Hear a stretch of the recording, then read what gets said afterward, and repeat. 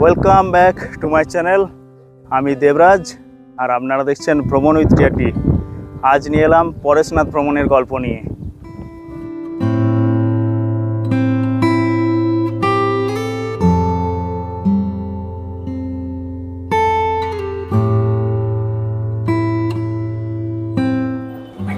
চলে এলাম বর্ধমান স্টেশন।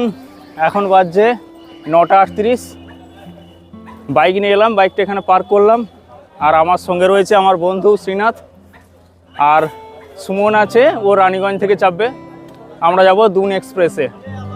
বর্ধমান থেকে 10:17 ট্রেন হাওড়া থেকে ছেড়ে আসছে, গন্তব্য পরেশনাথ। প্ল্যাটফর্মে ঢুকে গেলাম, 2 নম্বর প্ল্যাটফর্মে সম্ভবত দেবে। 2 নম্বর প্ল্যাটফর্মেই দাঁড়িয়ে আছি।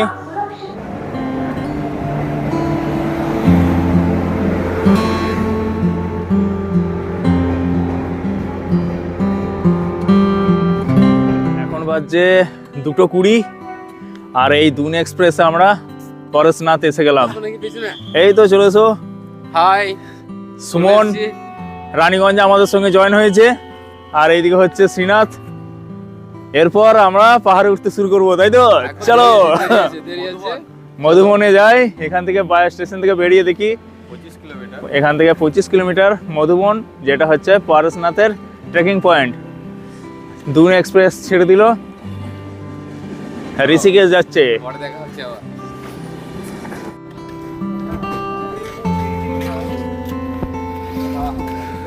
স্টেশনের বাইরে এরকম অমনি গাড়ি আছে, দেখি কত কি ভাড়া বলছে।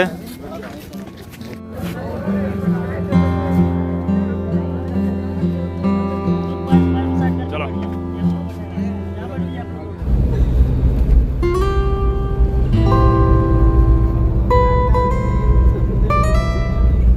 গাড়ি থেকে নেমে গেলাম আমরা।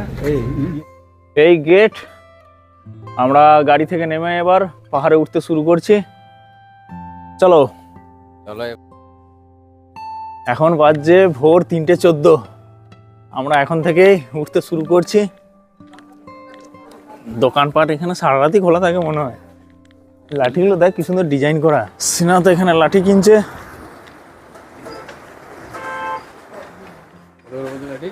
কত করে? 30 টাকার লাঠি। আর নেমে আসার সময় লাঠিটা রিটার্ন দিলে 10 টাকা ব্যাগ দেবে, মানে 20 টাকা লাগবে ভাড়া।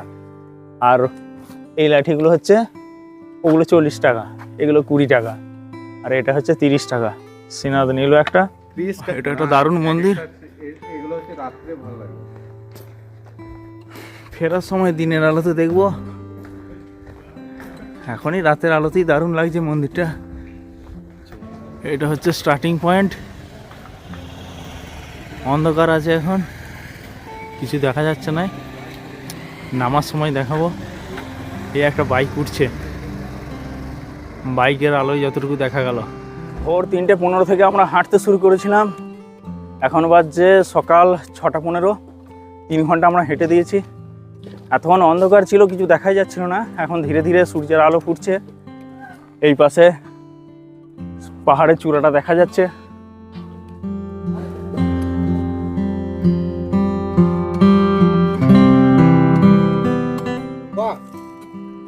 গুড বয়, তুইও খা আমিও খাই নে। ভালো তো? এই পথে এলাম, আর এই পথে যেতে হবে। সকাল 6:30তেই আমরা মন্দিরের চূড়ার দর্শন পেয়ে গেলাম। এইখানে আমাদেরকে পৌঁছাতে হবে, আর অল্পই রাস্তা। চলো। কেদারনাথে যেহেতু আমরা ট্রেকিং করে এসেছি, তাই পরেশনাথের ট্রেকিং আমাদের কাছে তেমন কিছু ব্যাপার নয়। এসেই গেছি প্রায়।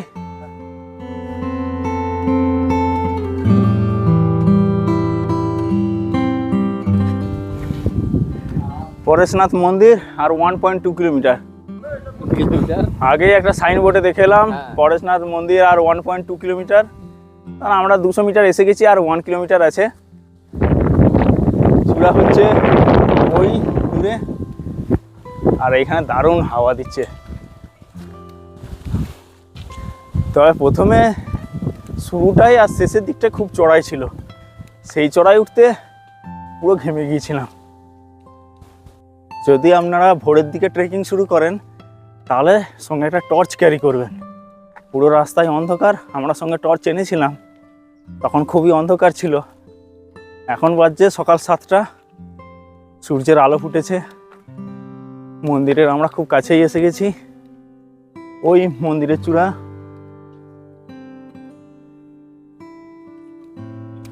আর 950 মিটার।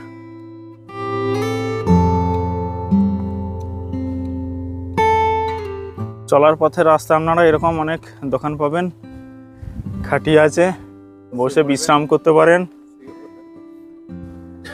চা 20 টাকা। পরেশনাথ পাহাড়ের শিখরজি থেকে সকালের মিষ্টি রোদ।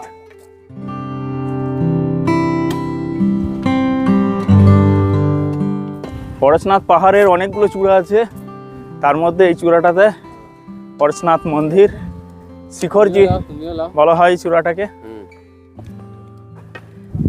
চারপাশের ভিউটা দারুণ। পরেশনাথ পাহাড়ের শিখরজি চূড়া থেকে একটা 360 ডিগ্রি ভিউ। ও দারুণ লাগে, দারুণ।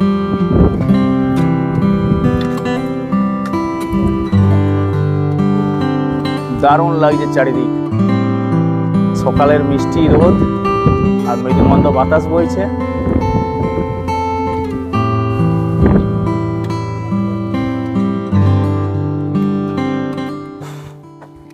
মন্দিরের খুব কাছেই আমরা এসে গেছি, আর মাত্র 100 মিটার।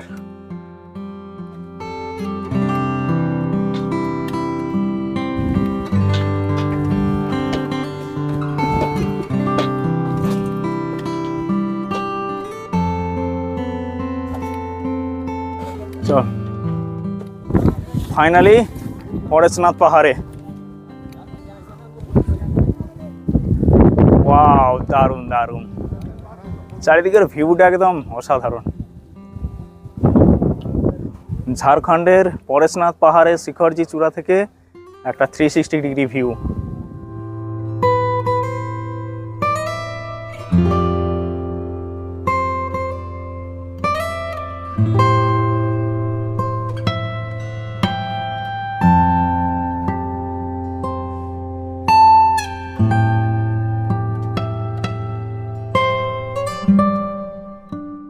মন্দিরে দর্শন করে নিলাম।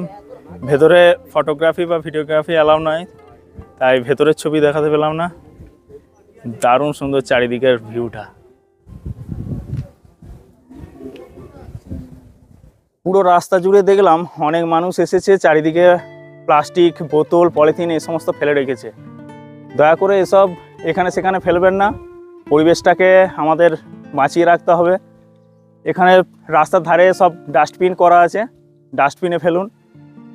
প্রাকৃতিক পরিবেশটাকে সুন্দর রাখুন, যাতে আমাদের ভবিষ্যৎ প্রজন্ম এইরকম সুন্দর প্রকৃতি দেখতে পায়। পাহাড়ের রাস্তা জুড়ে চারিদিকে এরকম পলিথিন আর প্লাস্টিক, রাস্তায় এরকম অজস্র বানর। ভালো তো?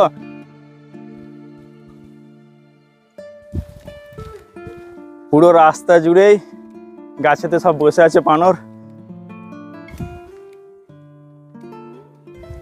পরেশনাথ যদি আসেন তাহলে ট্রেক করে আসুন পায়ে হেঁটে, দারুণ সুন্দর প্রাকৃতিক সৌন্দর্য উপভোগ করতে করতে।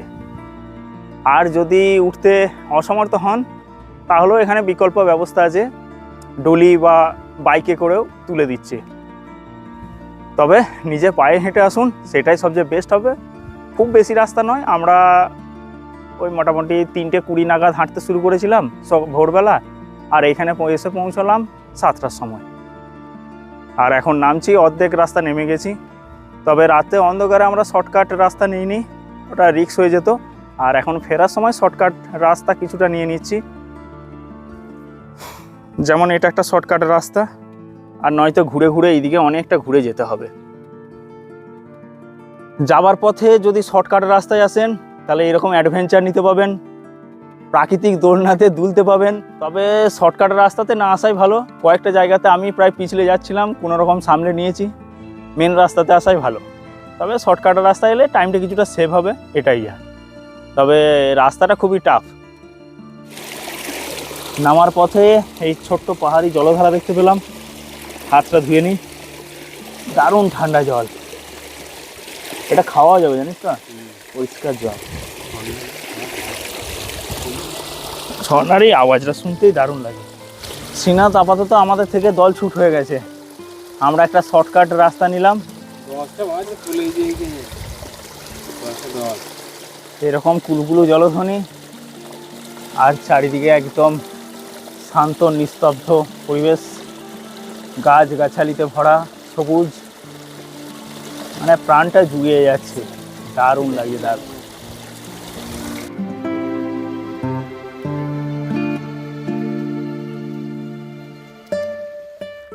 ভোরবেলায় যাবার সময় এই সাইনবোর্ডটা দেখেছিলাম, পরেশনাথ মন্দির 6.55 কিলোমিটার। তখন অন্ধকার ছিল, তাই কিছু দেখা যাচ্ছিল না ভালো করে। আর এখন নেমে এলাম, এসেই গেছি, আর কয়েক কিলোমিটার তাহলেই সেই মেন গেটটার কাছে পৌঁছে যাব, মানে একদম সমতলে। পরেশনাথ মন্দির থেকে নেমে এসে নিচেতেই একটা দারুণ সুন্দর মন্দির এলাম। পুরোটা সাদা মার্বেল পাথরের তৈরি, আর চারিদিকে অনেকগুলো মন্দির রয়েছে, দারুণ দেখতে লাগছে মন্দির চত্বরটা।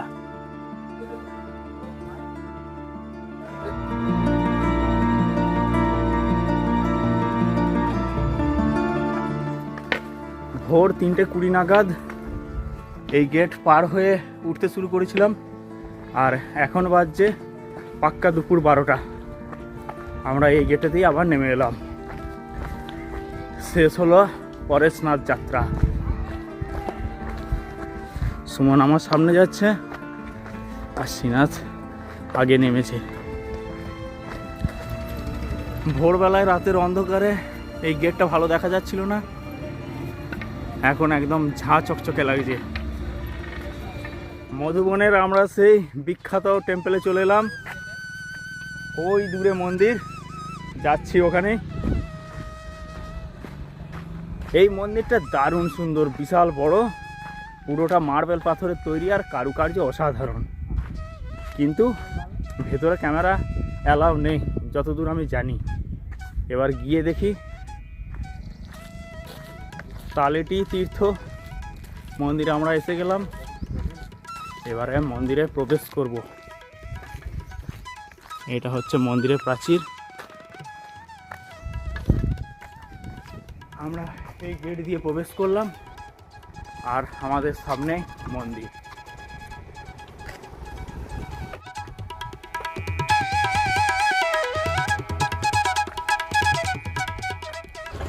দূর থেকে দেখে সে অযোধ্যার রাম মন্দিরের মতন দেখতে লাগছে, পুরোটা সাদা মার্বেল পাথরের তৈরি, দারুণ সুন্দর, দারুণ।